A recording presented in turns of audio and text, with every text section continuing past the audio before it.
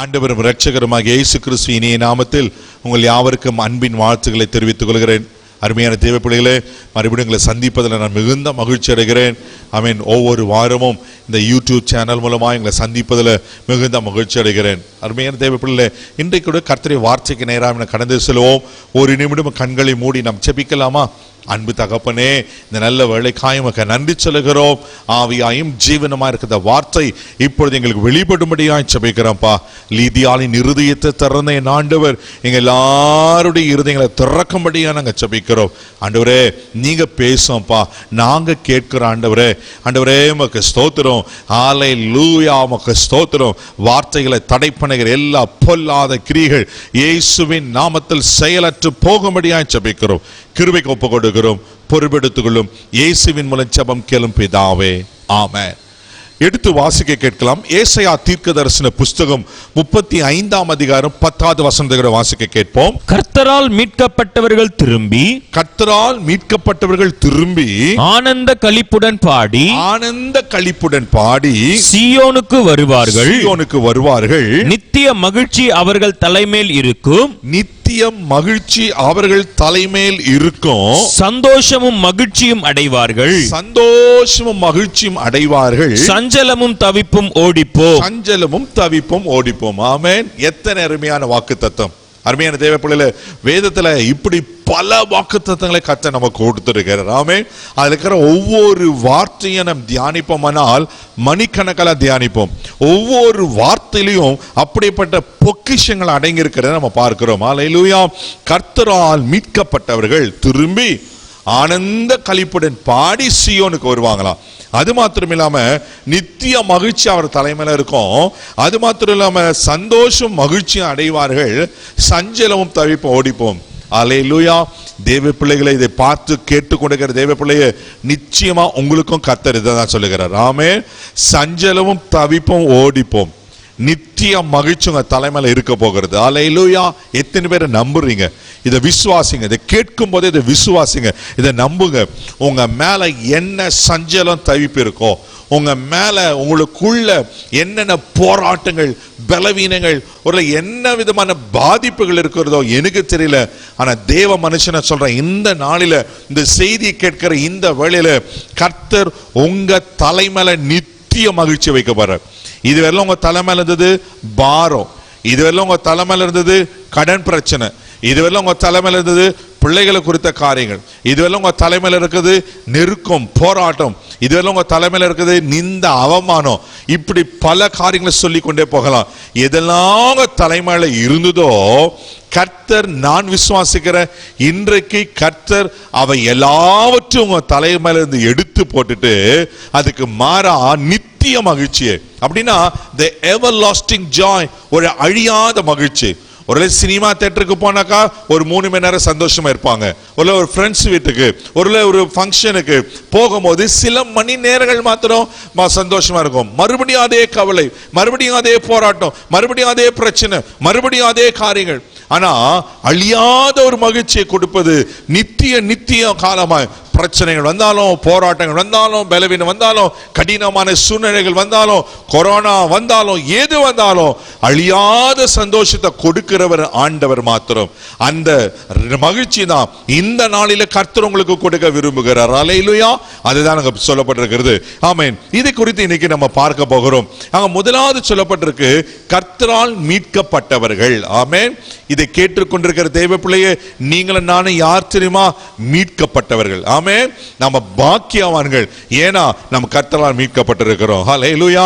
உலகத்துல எத்தனையோ கோடி ஜனங்களுக்கு இல்லாத ஒரு பெரிய பாக்கியத்தை, ஒரு ஸ்லாக்கியத்தை கர்த்தர் உங்களுக்கு எனக்கு தந்திருக்கிறார். ஹல்லேலூயா. நான் அது பெரிய பாக்கியமா எண்ணுகிறேன். ஏன்னா நான் மீட்கப்பட்டிருக்கிறேன், நான் ரட்சிக்கப்பட்டிருக்கிறேன், நான் அவருடைய பிள்ளையாக்கப்பட்டிருக்கிறேன். நான் அடி பாதாளத்துல போய் விழுந்து சாக ஆக வேண்டிய ஆளு ஒருவேளை பெரிய சுமைகளை பார சுமைகளை சுமந்து கொஞ்சம் கூட நிமிரக்கூடியாதபடி கஷ்டப்பட வேண்டிய ஆளு இன்னைக்கு நான் விடுவிக்கப்பட்டவனாய் இன்னைக்கு மகிழ்ச்சியை பெற்றவனாய் உங்களோடு பேசிக் கொண்டிருக்கிறேன். அல்லேலூயா.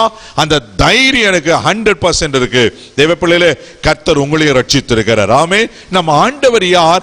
மீட்கிறவர். ஆமென். நம்ம ஆண்டவரை பத்தி பல காரியங்கள் வேதத்துல சொல்லியிருந்தாலும் அவர் மீட்பர். ஆமென். எடுத்து வாசிக்க கேட்கலாம். சங்கீத புஸ்தகம் 78ஆம் சங்கீதம் 35வது வசனம் வாசிப்பீங்கன்னா அழகா சொல்லப்பட்டிருக்கு. எடுத்து வாசிக்க கேட்கலாம். தேவன் தங்கள் கண்மலை என்றும், தேவன் தங்கள் கண்மலை என்றும், உன்னதமான தேவன் தங்கள் மீட்பர் என்றும் நினைவு கூர்ந்தார்கள். உன்னதமான தேவன் தங்கள் மீட்பர். அல்லேலூயா. அங்க சொல்லும்போது மிக அழகாக சொல்றாரு சங்கீதக்காரன், உன்னதமான தேவன் தங்கள் மீட்பர், the most high God. நீங்கள நானும் சாதாரணமானவர்ல. நான் ஏற்கனவே சொன்ன நம்ம மீட்டெடுக்கப்பட்டவர்கள். மீட்பு என்னது? நான் கீழே விழுந்துட்டேன், என்னை தூக்கி விடுதல். மீட்பு என்பது விடுவிக்கப்படுதல். மீட்பு என்பது பாதுகாக்கப்படுதல். இப்படி பல காரியங்களை சொல்லிக் கொண்டு போகலாம். அல்லேலூயா. இந்த மீட்பர் எப்படிப்பட்டவர்? உன்னதமான தேவன். எங்க சங்கீதக்காரன் சொல்லுகிறார், உன்னதமான தேவன் எங்களை மீட்பர். அல்லேலூயா. ஆமென். the most high God. அவருக்கு நிகர் அவர் மாத்திரமே. அவரை போல உலகத்துல உன்னதமான தேவன் ஒருவரும் கிடையாது. அவரை போல ஒரு சர்வ வல்லமையுள்ளவர் ஒருவரும் கிடையாது. அவருக்கு நிகர் அவர்தான். எவ்வளவு காரியங்களை சொல்லி கொண்டு போகலாம். அருமையான தேவ பிள்ளைகளே, அவர் நட்சத்திரங்களை பெயர் சொல்லி அழைக்கிறாராம். யோசித்து பாருங்க. ஒவ்வொரு நட்சத்திரக்கும் ஒரு பெயர் வைத்திருக்கிறார். கோடிக்கணக்கான நட்சத்திரங்கள் இருக்குது. ஒவ்வொரு நட்சத்திரத்தையும் அவர் பெயர் சொல்லி அழைக்கிறார். அவருக்கு வான சிங்காசனமா, பூமி பாதபடியா. யோசித்து பாருங்க. அவர் அப்படின்னா அவர் உட்கார சேர் வானம், அவர் பாதபடி கால் வைக்கிற இடம் பூமி. அவ்வளவு பெரிய ஆண்டவர் அவர். அல்லேலூயா. கடலின் அலைகளுக்கு எல்லையை குறித்து வைத்திருக்கிறார். மிஞ்சி வர இதுக்கு மேல நீ வரக்கூடாது. ஒருவேளை அப்படி வந்தாச்சுன்னா அது பெரிய சுனாமியா மாறிடும். எப்படி பாருங்க, அலைகளுக்கு அவர் எல்லையை குறித்து இருக்கிறார். அந்த கடலை தான் தன் நாசின் சுவாசத்தினால இரண்டாக பிளந்தார். ஓ, எவ்வளவு பெரிய உன்னதமான தெய்வன் தான் நம்மை மீட்டெடுத்திருக்கிறார். உங்களை மீட்டெடுத்திருக்கிறார். நீங்க பயப்படணும் அவசியம் கிடையாது, கலங்கணும் அவசியம் கிடையாது. அது மாத்திரம் இல்லாம அது ஏசாயா தீர்க்கதரிசன புத்தகம் 41:14 சொல்லப்பட்டிருக்கிறது. எடுத்து வாசிக்க கேட்கலாம். யாக்கோப் என்னும் சிறு பூச்சியே, யாக்கோப் என்னும் சிறு பூச்சியே, இஸ்ரவேலின் சிறு கூட்டமே, இஸ்ரவேலின் சிறு கூட்டமே, பயப்படாதே, பயப்படாதே, நான் உனக்கு துணை நிற்கிறேன் என்று, நான் உனக்கு துணை நிற்கிறேன் என்று கர்த்தரும் இஸ்ரவேலின் பரிசுத்தருமாகிய உன் மீட்பர் உரைக்கிறார். ஆமென். யாக்கோப் என்னும் சிறு பூச்சியே, இஸ்ரவேலின் சிறு கூட்டமே, பயப்படாதே. அல்லேலூயா. நான் உன்னை மீட்டு கொண்டேன். அல்லேலூயா. நான் உன்னோடு கூட இருக்கிறேன். இதை சொல்றது யாரு? இஸ்ரவேலின் பரிசுத்தராகிய உன் மீட்பர். நமக்கு ஒரு மீட்பர் இருக்கிறார். எனக்கு ஒரு பெரிய கான்பிடன்ஸ், எனக்கு ஒரு பெரிய அசைக்க முடியாத நம்பிக்கை என்ன தெரியுமா? எனக்கு ஒரு மீட்பர் இருக்கிறார். ஆமே. என்னை மீட்டெடுத்தவர் என்னோடு கூட இருக்கிறார். என்னை ஒரு நாளால் கைவிட மாட்டார். ஆமென். அவர் யார்? நம்முடைய மீட்பர். அதே அவர் ஏசாயாவில் வாசிக்கும் போது 54ஆம் அதிகாரம் 5வது வசனத்துல கூட ரொம்ப அழகா சொல்லப்பட்டிருக்கும். ஏசாயா 54:5 கூட வாசிங்க பார்க்கலாம். உன் சிருஷ்டிகரே உன் நாயகர், சிருஷ்டிகரே உன் நாயகர், சேனைகளின் கர்த்தர் என்பது அவருடைய நாமம், சேனைகளின் கர்த்தர் என்பது அவருடைய நாமம், இஸ்ரவேலின் பரிசுத்தர் உன் மீட்பர், இஸ்ரவேலின் பரிசுத்தர் உன் மீட்பர், அவர் சர்வ பூமியின் தேவன் எனப்படுவார், அவர் சர்வ பூமியின் தேவன் எனப்படுவார். நான் ஏற்கனவே சொன்ன நம் மீட்பர் உன்னதமான தேவன். ஆமென். நம் மீட்பர் நம்மளை ஒரு நாள் கைவிடுகிற தேவன் அல்ல. அல்லேலூயா. அங்க சொல்லப்பட்ட உன்னதமான தேவன் உன் மீட்பராக இருக்கிறார். அல்லேலூயா. அங்க சொல்லப்பட்ட இஸ்ரவேலின் பரிசுத்தர் உன் மீட்பர் என்று சொல்லப்பட்டிருக்கு. அருமையான தேவ பிள்ளைகளே, அப்போ நம்ம ஆண்டவர் எப்படிப்பட்ட ஆண்டவர்? நம்மளை மீட்டு எடுக்கிறவர். நம்ம ஒரு நாள் நம்மளை கைவிடுகிற தேவன் அல்ல. தேவ பிள்ளைகளே, எந்த தகப்பனாது தான் பிள்ளை ஒரு பிரிட்ஜிலேயோ ஒரு பள்ளத்தாக்கில் ஒரு பள்ளத்தில் விழுந்துட்டு இருக்கும்போதோ நீ அப்படியே இரு அப்படின்னு சந்தோஷப்பட்டு போவாங்களா? அந்த தகப்பன் இருதயம் துடிக்கும், எப்படியாவது அந்த பிள்ளையை தூக்கி எடுக்கணும்னு. தேவ பிள்ளைகளே, நம்முடைய பரம தகப்பன் ஆண்டவராகிய இயேசு கிறிஸ்து இருதயம் கூட உங்களுக்காக எனக்காக ஒவ்வொரு நாளும் துடித்து கொண்டிருக்கிறது. நம்ம பாதாளத்துல அப்படின்னா அழுகையின் பள்ளத்தாக்கில் இருப்பது ஆண்டவருக்கு பிரியம் கிடையாது. மரண இருளின் பள்ளத்தாக்கில் இருப்பது ஆண்டவருக்கு பிரியம் கிடையாது.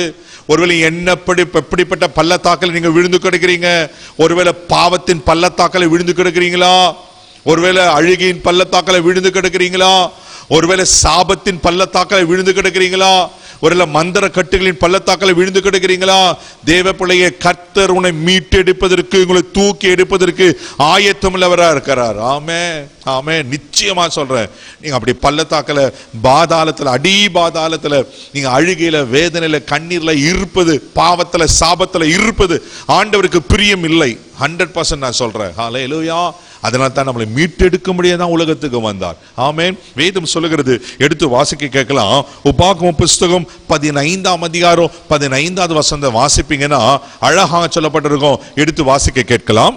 நீ எகிப்து தேசத்தில் அடிமையா இருந்ததையும், நீ எகிப்து தேசத்தில் அடிமையா இருந்ததையும், உன் தேவனாகிய கர்த்தர் உன்னை மீட்டுக் கொண்டதையும் நினைவு கூற கடவாய். உன் தேவனாகிய கர்த்தர் உன்னை மீட்டுக் கொண்டதை நினைவு கூறுவாய். தேவ பிள்ளைகளே, இந்த இஸ்ரவேல் ஜனங்கள், தேவனால் தெரிந்து கொள்ளப்பட்ட ஜனங்கள், அவர்கள் எகிப்து தேசத்தில் அடிமைகளா இருக்கிறாங்க. அவங்க பாவம் செய்தது உண்மைதான், அவர்கள் அடிமைகளா இருக்கிறாங்க. அருமையான தேவ பிள்ளைகளே, ஆனா அவர்கள் பாவத்தின் நிமித்தம் அவர்களை விட்டு கொடுக்காம ஆண்டவர் அவர்களை மீட்டு எடுக்கிறார். அவர்கள் கூக்குரலிடுறாங்க, அவங்க பார்வனால மிகவும் ஒடுக்கப்படுறாங்க, கஷ்டப்படுறாங்க. அப்படிப்பட்ட சூழ்நிலையில தேவனை நோக்கி கூப்பிடுறாங்க. அங்க கூக்குரலின் சத்தத்தை கேட்டார் என்று வேதத்துல வாசிக்கிறோம். அருமையான தேவ பிள்ளைகளே, அவர்கள் அடிமைத்தனத்துல இருப்பதை ஆண்டவர் விரும்பவில்லை. ஆமென்.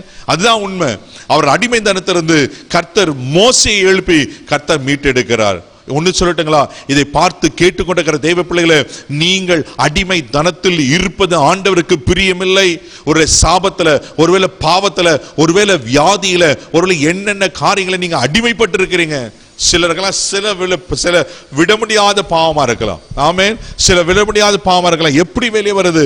கர்த்தர்களை மீட்டெடுக்க ஒரு உண்மையில இருக்கிறார். சிலருக்கு கிரானிக் டிசீஸ், தொடர்ச்சியான பாரம்பரியமான வியாதிகள், ஒருவேளை பல காலமா இருக்க வியாதிகள், கர்த்தர் உங்களை மீட்டெடுக்க விரும்புகிறார். ஹல்லேலூயா. சோர்ந்து போகாதீங்க. அது மாத்திரமில்ல, சங்கீதங்களின் புஸ்தகம் 25ஆம் சங்கீதம் 22வது வசனம் சொல்லப்பட்டிருக்கு. எடுத்து வாசிக்க கேட்கலாம். தேவனே, தேவனே, இஸ்ரவேல் அவனுடைய எல்லா இக்கட்டுகளையும் நீங்களாக்கி மீட்டுவிடும். இஸ்ரவேலை அவனுடைய எல்லா இக்கட்டுகளுக்கும் நீங்களாக்கி மீட்டுவிடும். ஆமென். என்ன இக்கட்டுல இருந்தாலும் அங்க தாவீது, அங்க சங்கீதக்காரன் இப்படியா சொல்றாரு, தேவனே அவனை அவனுடைய எல்லா இக்கட்டுகளுக்கும், ஆமென், ஒரு இக்கட்டில சிக்க கூடாது, ஒன்றத்திலும் கஷ்டப்படக்கூடாது, ஒன்றத்தில் நெருக்கப்படக்கூடாது. நிறைய நேரம் பிசாசு இப்படிதான் நம்மளை கட்டி போட்டுறோம். ஆமென். தேவ பிள்ளைகளை, வியாதியில, பலவீனத்துல, சோர்வுகளை, கடன் பிரச்சனையில, இப்படி பலவிதமான நெருக்கங்களை நம்மளை சங்கிலி போல போட்டு கட்டி போட்டுறோம். இதை பார்த்து கொண்டிருக்கிற தேவ பிள்ளைகளை, எப்படிப்பட்ட இக்கட்டுல நீங்க சிக்கி கொண்டிருக்கிறீங்க, எப்படிப்பட்ட கட்டுகளினால் நீங்க கட்டப்பட்டிருக்கிறீங்க, ஒரு சந்தோஷமான செய்தி உங்களுக்கு நேரா வருது. கர்த்தர் உங்களை விடுவிக்க உண்மையில வர இருக்கிறார். கர்த்தர் உங்களை மீட்டெடுக்க உண்மையில இருக்கிறார். அவர் நம்ம ஆண்டவர் எப்படிப்பட்ட ஆண்டவர்னா, நம்மளை மீட்டெடுக்கிற ஆண்டவர். ஆமென். கர்த்தரால் மீட்கப்பட்டவர்கள். ஹல்லேலூயா. அவருக்கு ஒரு பெயர் உண்டு, மீட்பர். ஹல்லேலூயா. எத்தனை அருமையான பெயரை பாருங்க.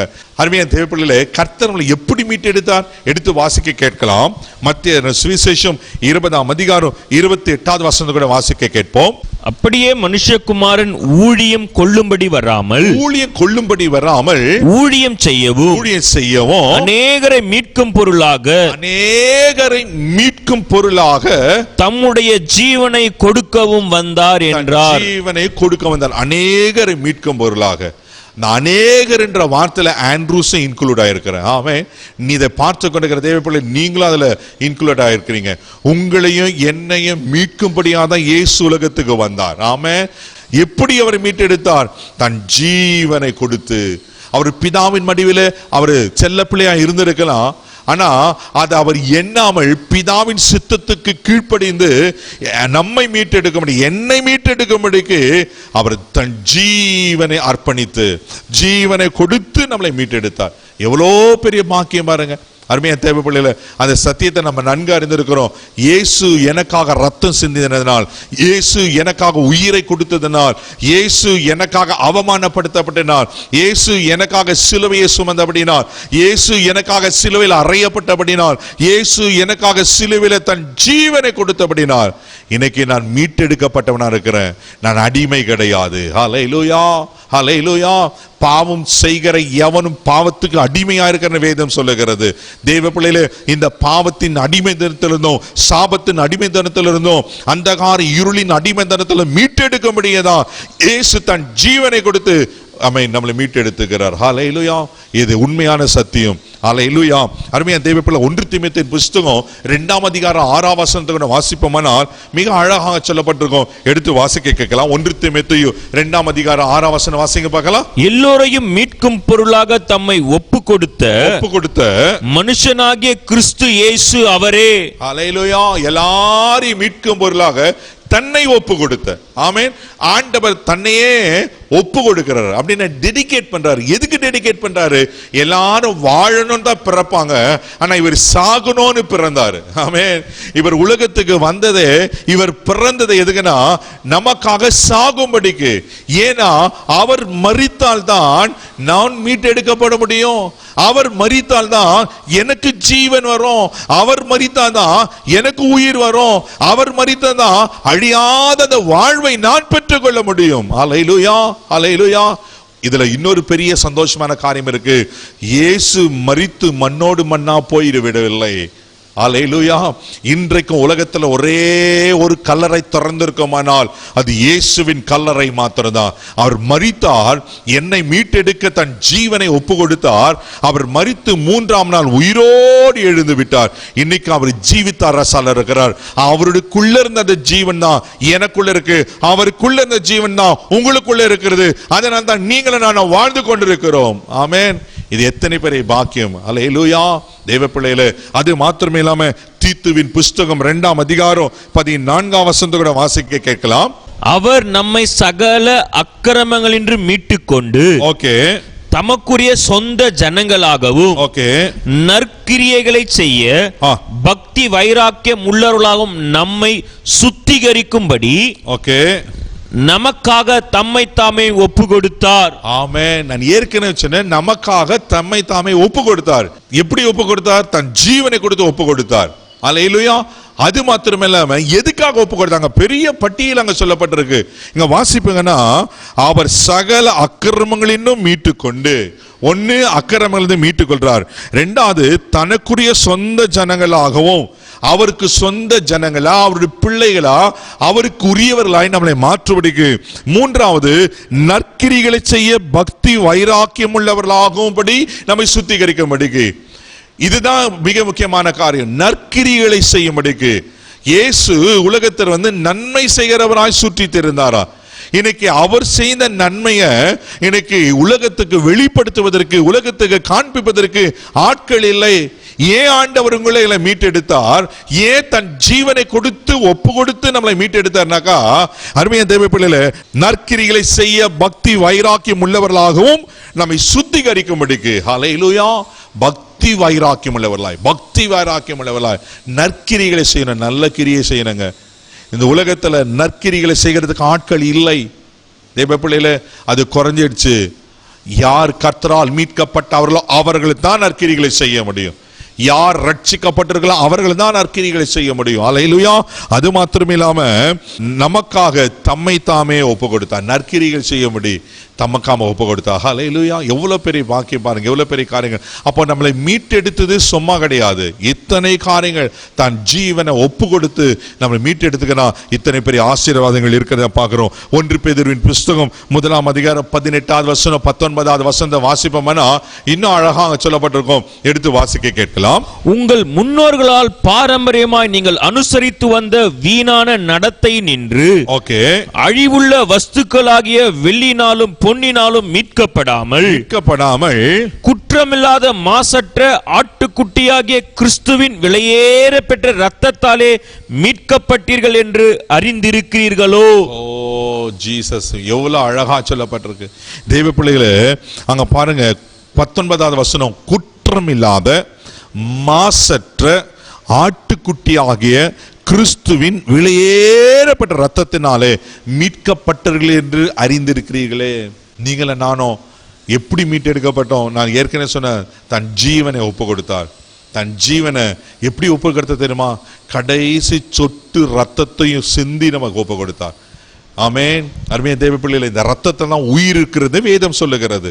அப்படின்னா தன் ஜீவனை கடைசி சொட்டு ரத்தம், அவரை சிலுவையில் அறையும் போது கூட ஈட்டியால் விழாவில் குத்தும் போது கடைசி சட்டு ரத்தமும் தண்ணீரும் வடிந்துதான். எவ்வளோ பெரிய காரியங்கள். எனக்காக அவர் ரத்தம் சிந்தி என்னை மீட்டெடுத்துக்கிறார். உங்களுக்காக அவர் ரத்தம் சிந்தி மீட்டெடுத்திருக்கிறார். சும்மா கிடையாது தேவ பிள்ளையிலே. நாம் மீட்டெடுப்பது ஏதோ ஒரு பொருளை போய் 10 ரூபாய் கொடுத்து ஒரு மார்க்கெட்டில் வாங்குற பாமடி கிடையாது.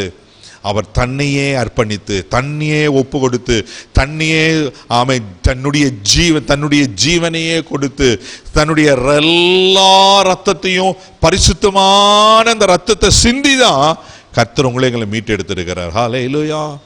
அதனால தான் அந்த மீட்பு விலையேற பெற்றது.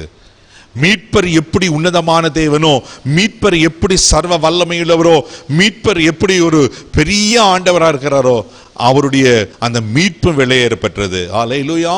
ஆமென். உலகத்துல எதை நம்ம அனுபவிச்சாலும் இந்த மீட்பு இல்லைனாக்கா ஒரு பிரயோஜனம் இல்லை.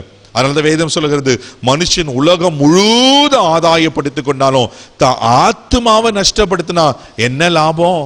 அருமையான தேவ பிள்ளையில, எனக்கு 1000 கோடி பணம் இருந்து எனக்குள்ள மீட்பின் அனுபவம் இல்லை என்றால், எனக்குள்ள நான் பெரிய ஒரு அந்தஸ்துல பொசிஷன்ல இருந்து எனக்குள்ள அந்த மீட்பின் அனுபவம் இல்லை என்றால் ஒரு பிரயோஜனம் கிடையாது. இது 100க்கு 100 உண்மை. ஹல்லேலூயா. அருமையான தேவ பிள்ளையில, அப்போ நாம் மீட்டெடுக்கப்பட்டிருக்கிறோம்னா நம்ம விசேஷித்தமானவர்கள். ஹல்லேலூயா. அடுத்தது மீட்கப்பட்ட அடையாளங்கள் என்ன? வேதத்தில் அநேக காரியங்கள் சொல்லப்பட்டிருக்கிறது.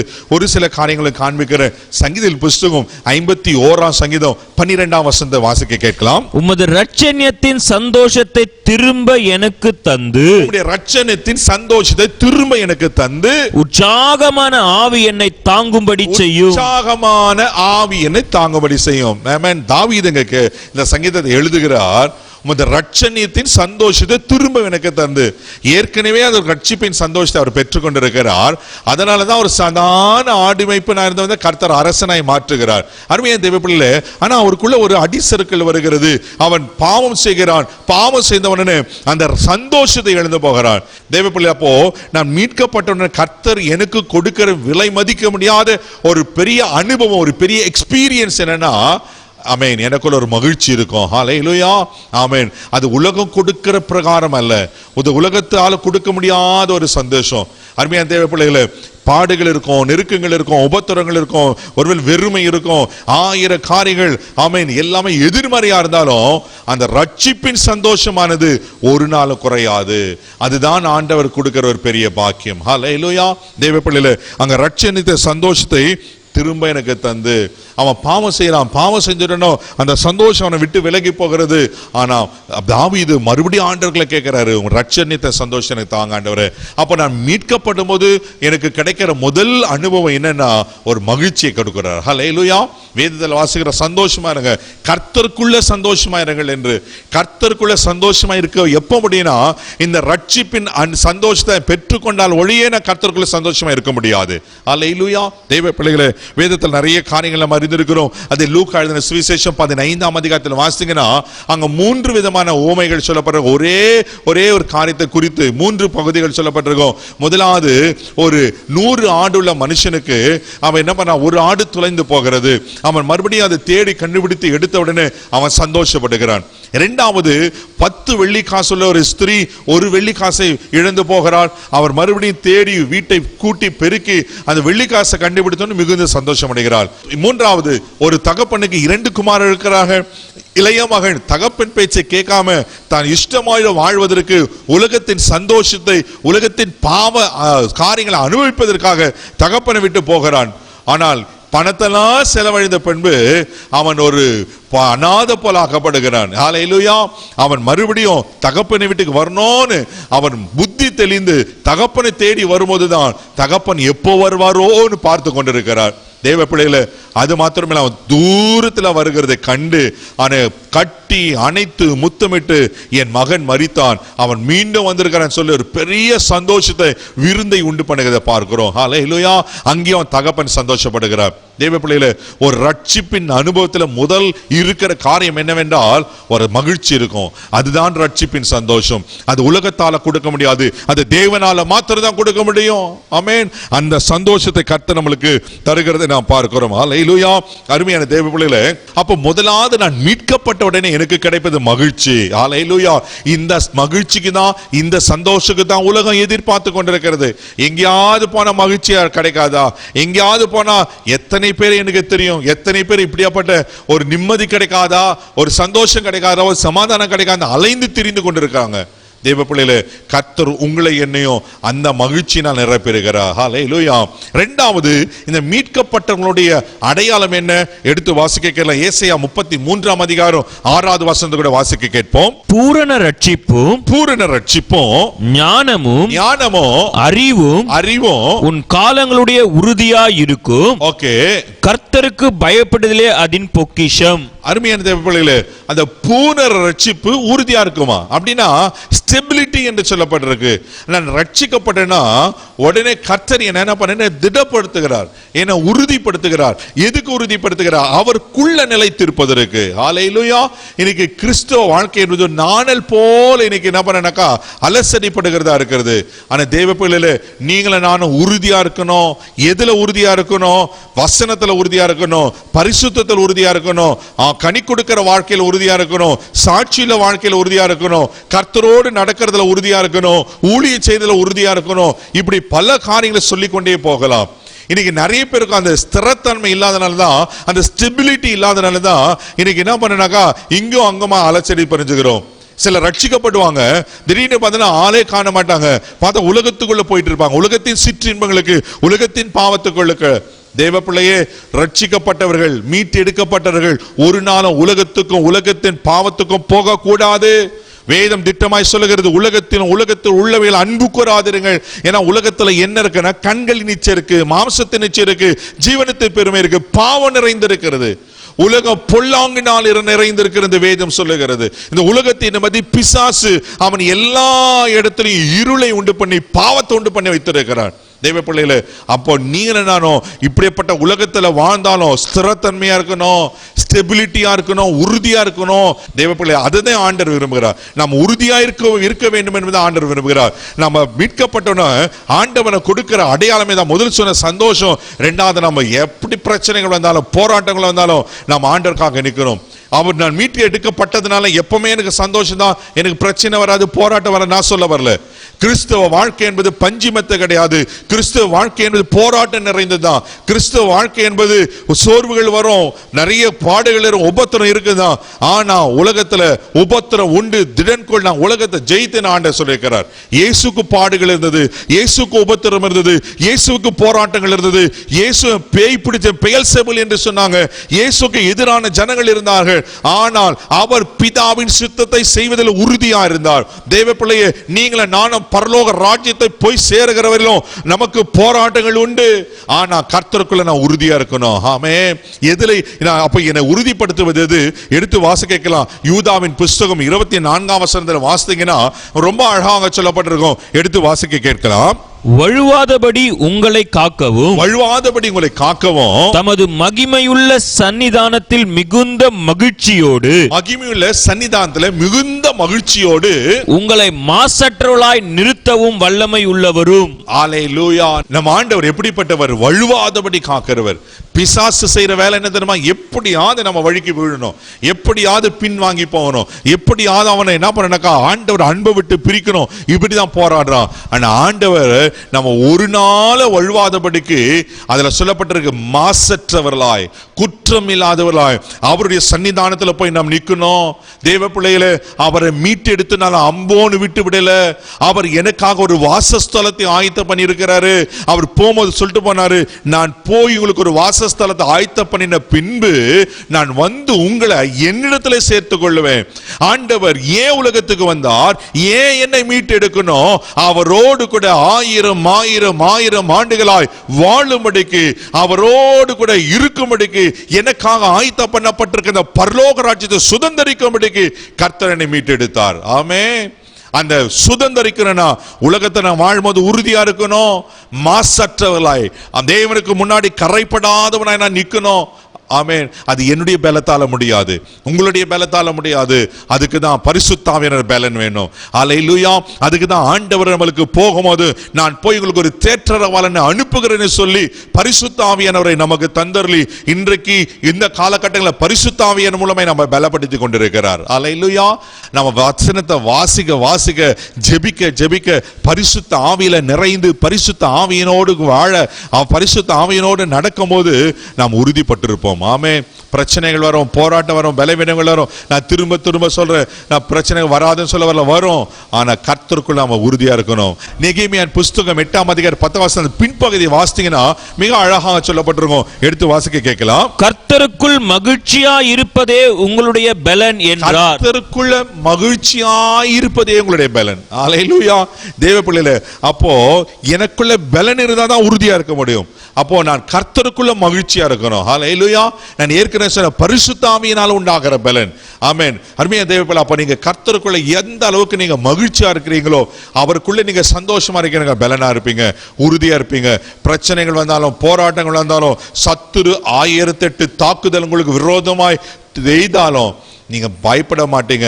உங்க ஸ்டாண்ட்ல நீங்க நிப்பீங்க. அதை தான் கர்த்தர் எதிர்பார்க்கிறார். ஹல்லேலூயா. அப்போ கர்த்தரால் மீட்கப்பட்ட அடையாளம் உறுதியா இருப்பாங்க. எந்த காரியங்கள் வேதத்துல நம்ம பார்த்தோம், எத்தனையோ உதாரணங்களை, எத்தனையோ காரியங்களை காண்பிக்க முடியும். தேவ பிள்ளைகளே, ஆமென். உறுதியாய் நின்றவர்கள் தான் ராஜ்யங்களை சுதந்திரித்திருக்கிறார்கள். ஹல்லேலூயா. மூன்றாவது, இந்த மீட்கப்பட்ட அடையாளம் என்ன? எடுத்து வாசிக்க கேட்கலாம். ஏசாயா தீர்க்கதரிசன புஸ்தகம் 12ஆம் அதிகாரம் 3ஆம் வசனத்தை வாசிக்க பார்க்கலாம். நீங்கள் ரட்சிப்பின் ஊற்றுகளில் இருந்து மகிழ்ச்சியோடு தண்ணீர் மொண்டு கொள்வீர்கள். மகிழ்ச்சியோடு தண்ணீர் மொண்டு கொள்வீர்கள். அப்போ மூன்றாவது மீட்கப்பட்ட அடையாளம் என்னன்னா, அவங்களுக்குள்ள ஒரு ஊற்று பொங்கிட்டே இருக்கும். ஆமென். அந்த ஸ்பிரிங்ஸ் ஆஃப் ஜாய் என்று சொல்லுவோமே. அருமையான தேவ பிள்ளைகள், ரட்சிப்பின் ஊற்ற கர்த்தர் நமக்கு வைத்திருக்கிறார். உங்க ஊற்ற அடைப்பதற்கு எந்த சக்தியாலும் கிடையாது.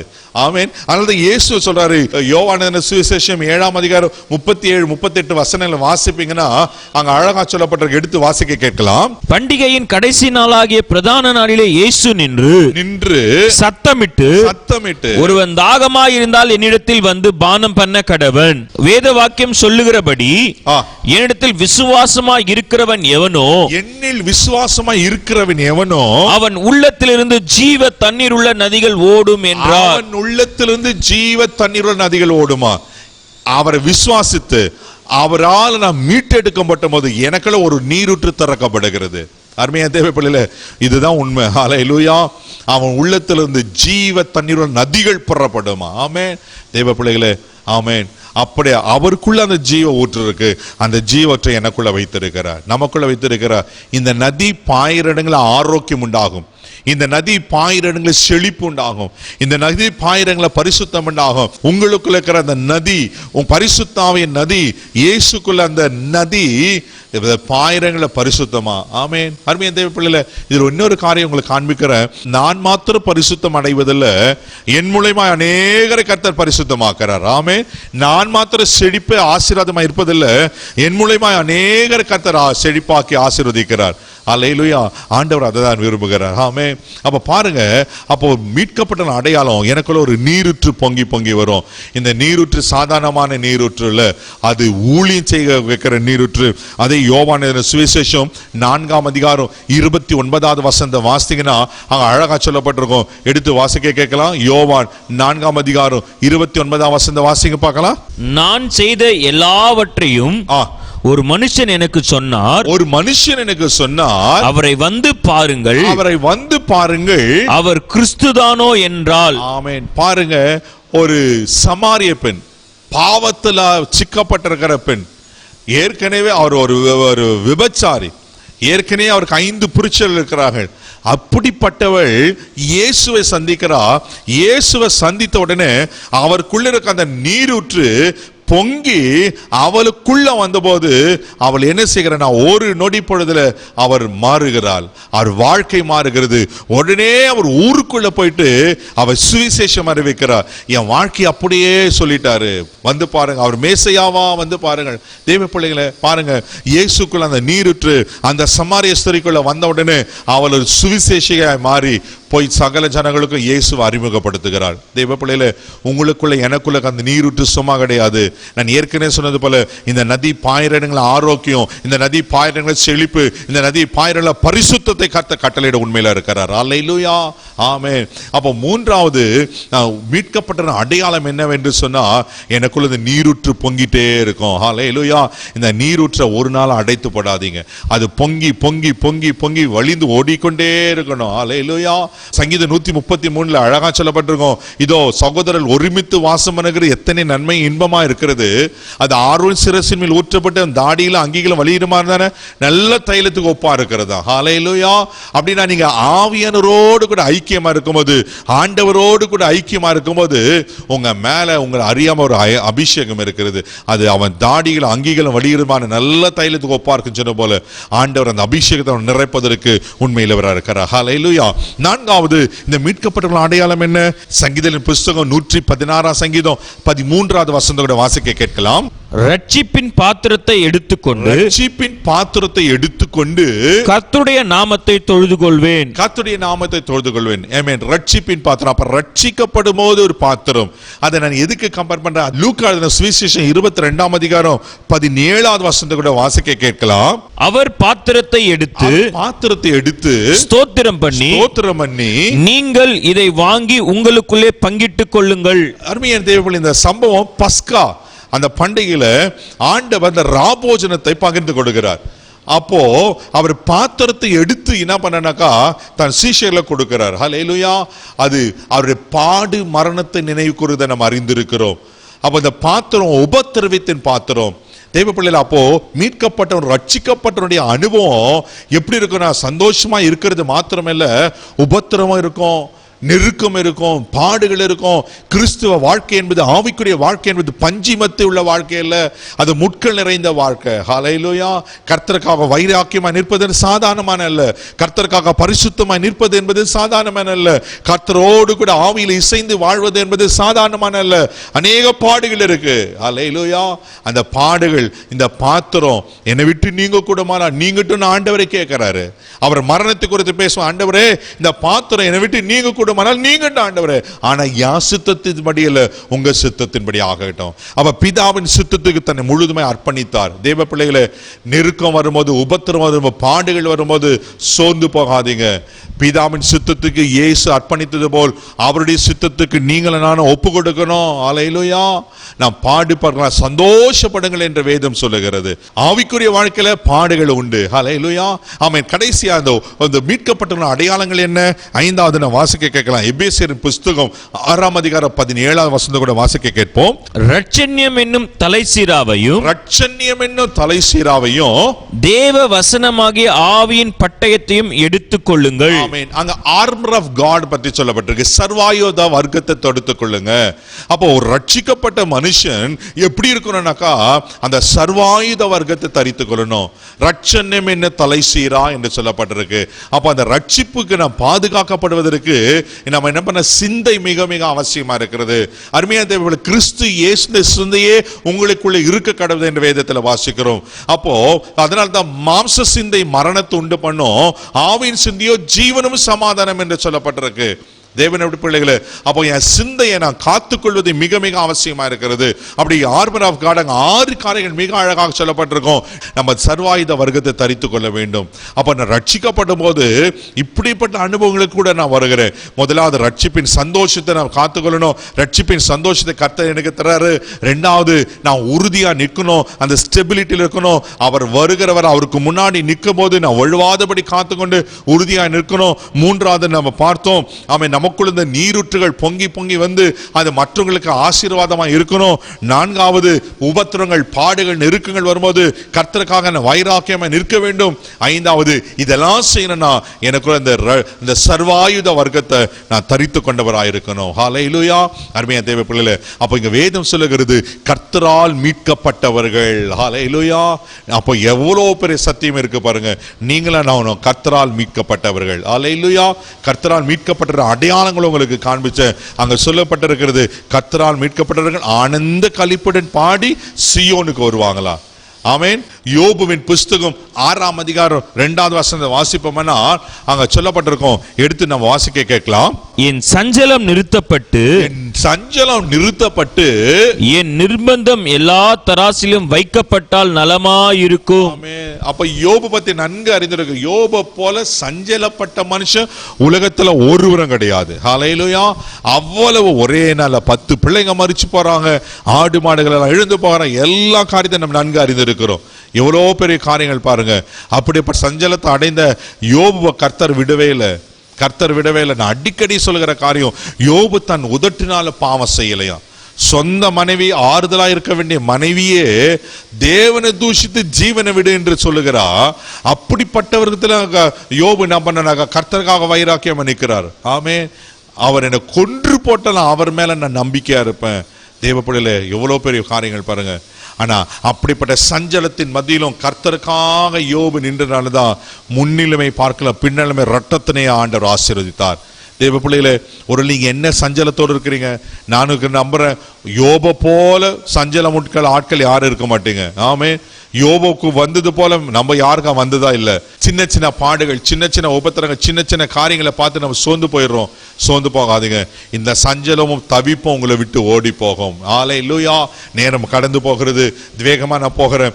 தேவ பிள்ளைகளே, சஞ்சலமும் தவிப்பும் கடந்து போகும் என்று சொல்லப்பட்டிருக்கு. ஆமே. நீங்க என்ன சஞ்சலத்தோடு தவிப்போடு இருக்கீங்க தெரியல, கர்த்தர் எல்லாத்தையும் மாற்றுவதற்கு உண்மையில் அவர் இருக்கிறார். வேதத்தில் அநேக காரியங்கள் என்னால் காண்பிக்க முடியும். ஆமென். அருமையா தேவ பிள்ளைகளே, அப்போ ஆண்டவர் சொல்ற சஞ்சலம் தவி ஓடிப்போம், நித்திய மகிழ்ச்சி உங்க தலைமையில இருக்கும். Amen. The everlasting joy. அழியாத ஒரு சந்தோஷத்தை, அழியாத ஒரு மகிழ்ச்சியை கர்த்தர் உங்களுக்கு எனக்கு தர விரும்புகிறார். ஒரு துக்கத்தோடு நீங்க பார்த்துட்டு இருக்கிறீங்களா, உங்க துக்கம் சந்தோஷமாய் மாற போகிறது. தேவ பிள்ளைகளே, நீங்க மகிழ்ச்சி அடைய போகிறீங்க. ஆமே. நீங்க மகிழ்ந்து களி கூறுவீர்கள். உங்க துக்கம், உங்க வேதனை, உங்க கண்ணீர், உங்க பாடுகள், உங்க உபத்திரவம், ஒரு என்ன அட் பிரசன்ட் சிச்சுவேஷன்ல என்ன காரியங்களை கடந்து போறீங்கன்னு தெரியல. ஒரு பிள்ளைகளை குறித்த பாரமா இருக்கலாம், எதிர்காலத்தை குறித்த பாரமா இருக்கலாம், வருமானங்களை குறித்த பாரமா, கடன் பிரச்சனை குறித்த பாரமா இருக்கலாம். ஐயோ, என் பிள்ளைக்கு இன்னும் திருமணம் நடக்கலையே ஒரு பாரமா இருக்கலாம். ஏன் நான் திரும்ப பாவத்துல விழுந்து போகிறேன், பாவத்து குறித்த உங்களுக்குள்ள ஒரு வேதனை இருக்கலாம். அருமையான தேவர்களே, எப்படிப்பட்ட கஷ்டத்தின் நெருக்கத்தின் மத்தியில இதை நீங்க கேட்டுக்கொண்டீங்க தெரியல. ஆனா நிச்சயமா சொல்றேன், நித்திய மகிழ்ச்சியை கர்த்தர் உங்க தலை மேல வைக்க போகிறார். ஆமென். நீங்க சீக்கிரத்தில் அதை அனுபவிக்க போறீங்க. ஆமென். அவருடைய நித்திய மகிழ்ச்சியை உங்க தலை மேல வைத்து உங்களை ஆசீர்வதிப்பதற்கு அவர் உண்மையில இருக்கிறார். சோர்ந்து போகாதீங்க. ஏன்னா நீங்களும் நான் கர்த்தரால் மீட்கப்பட்டவர்கள். அல்லேலூயா. கர்த்தரால் மீட்கப்பட்டவர்கள் குறித்து அநேக சத்தியங்களை நம்ம பார்த்தோம். கர்த்தரால் மீட்கப்பட்டவர்கள் கர்த்தர் சாதாரணமா விடவே மாட்டாரு. கர்த்தரால் மீட்கப்பட்டவர்களை கர்த்தர் ஒரு நாளும் கைவிடவே மாட்டாரு. மறுபடியும் நான் சொல்றேன், ஆணித்தரமா சொல்றேன், தேவ பிள்ளையே, நீங்க அவரால் மீட்கப்பட்டவர்கள் என்றால் நிச்சயமா கர்த்தர் உங்களை கைவிடவே மாட்டார். இளைய குமாரன் பாவத்தினால தகப்பனை விட்டு தூரம் போகிறான், பாவம் செய்து வாழ்க்கையை சீரழிந்து போய் திரும்ப வரான். அந்த தகப்பன் அவனை மறுபடியும் சேர்த்து கொண்டு அணைத்து முத்தமிட்டு அவனுக்காக ஒரு பெரிய ஒரு கொண்டாட்டத்தை செய்கிறார். தேவ பிள்ளைய, ஒரு உலக பிரகாரமான மனுஷன் அப்படி செய்வாரானால், பரம தகப்பன், உன்னதமான தேவன், உங்களுக்காக எனக்காக ஜீவனை கொடுத்தவர் உங்களை விட்டுருவாரா? டெஃபினட்டா விட மாட்டார். நிச்சயமா சொல்றேன், நீங்க எழுந்து பண்ண மகிழ்ச்சியை, எழுந்து பண்ண சமாதானத்தை, எழுந்து பண்ண ஆசீர்வாதத்தை திரும்ப உங்களுக்கு தருவதற்கு உண்மையில இருக்கிறார். சோர்ந்து போகாதீங்க. ஆமென். இருக்கிற இடங்களை கண்களை மூடி நாம் ஜெபிக்கலாம். அன்பு தகப்பனே, இந்த நல்ல வேளைக்காய் ஸ்தோத்திரம்ப்பா. நீர் கொடுத்த இந்த வார்த்தைக்காய் ஸ்தோத்திரம். கர்த்தரால் மீட்கப்பட்டவர்கள், எங்க மீட்பர் எப்படிப்பட்டவர் என்று பார்த்தோம். ஆண்டவரே உமக்கு ஸ்தோத்திரம். ஆண்டவரே நீர் எங்களுக்கு கொடுத்த விலை மதிக்க முடியாத இந்த ஆசீர்வாதம், இந்த மீட்பின் ஆண்டவரே ஸ்தோத்திரிக்கிற ஆசீர்வாதத்தை நாங்கள் பெற்று கொண்டிருக்கிறோம். ஆண்டவரே அந்த மீட்பினால் உண்டாகிற ஆண்டவர் அடையாளங்கள் என்ன என்பதை காண்பித்து கொடுத்தீர் அல்லவா ஏசப்பா. மக்க ஸ்தோத்திரம். அப்படி மீட்கப்பட்டவர்களுக்கு தான் நீங்க சொல்லியிருக்கிறீங்க, சஞ்சலம் தவிப்போம் ஓடிப்போம், நித்திய மகிழ்ச்சி உங்க தலைமையில இருக்கும்னு. இதை பார்த்து கொண்டிருக்கிற கேட்டுக்கொண்டிருக்கிற ஒவ்வொரு தேவ பிள்ளைகளுக்காக நான் பாரத்தோடு ஜெபம் பண்றப்பா. என்ன வியாதியின் மதியில, நெருக்கத்தின் மதியில, போராட்டத்தின் மதியில, கண்ணீரின் மதியில ஆண்டவரே அழுது கொண்டு ஆண்டவரே ஸ்தோத்திரம், என் வாழ்க்கைக்கு இதுக்கு ஒரு முடிவு வராதா அப்படின்னு ஏங்கி கொண்டிருக்கிற மக்களுக்காக நான் ஜெபிக்கிறேன்.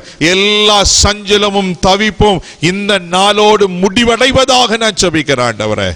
ஓ ஜீசஸ், thank you Lord. ஒரு விஷயம் மனம் இறங்குங்கப்பா, ஒரு விஷயம் மனம் இறங்கும்படியா நான் ஜெபிக்கிறேன் ஆண்டவரே. ஒரு விஷயம் மனம் இறங்குவீராக, எங்களை விடுவிக்கும்படியா நான் ஜெபிக்கிறேன்ப்பா ஆண்டவரே.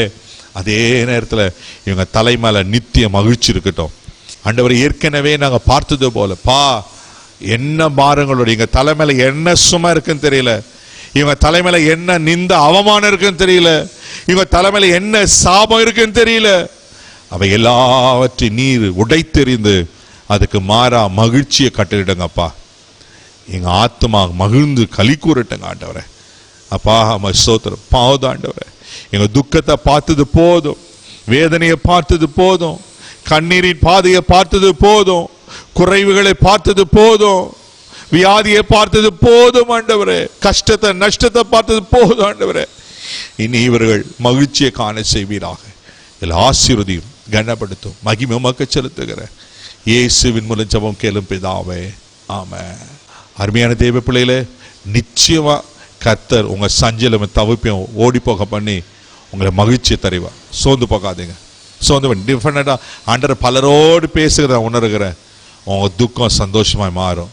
கர்த்தர் தாமே உங்களை ஆசீர்வதிப்பாராக. ஆமென்.